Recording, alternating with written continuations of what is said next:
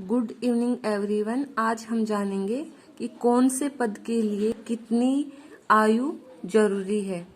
जैसे कि राष्ट्रपति पद के लिए 35 वर्ष का होना जरूरी है।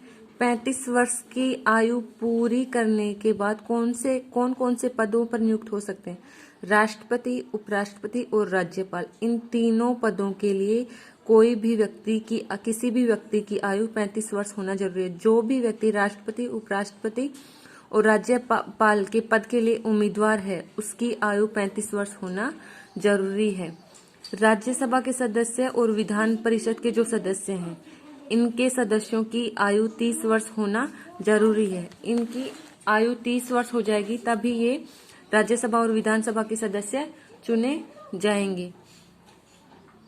लोकसभा के सदस्य, विधानसभा के सदस्य, देखो राज्यसभा के सदस्य और विधान परिषद के सदस्य, इनकी आयु तो 30 वर्ष होनी चाहिए।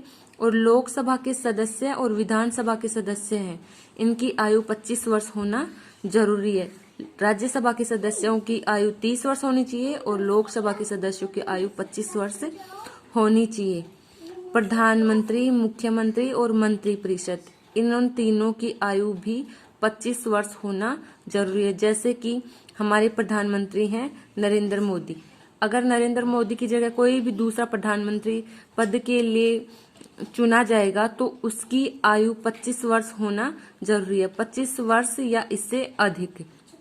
जैसे मुख्यमंत्री हैं तो मुख्यमंत्री के लिए जो भी व्यक्ति चुना जाएगा उसकी आयु 25 वर्ष होना जरूरी है। इन दोनों के अधीन, केंद्र सरकार के और राज्य सरकार के अधीन जितने भी मंत्री आएंगे, जो भी मंत्री परिषद बनेगी, उन सभी मंत्रियों की आयु 25 वर्ष होना जरूरी है।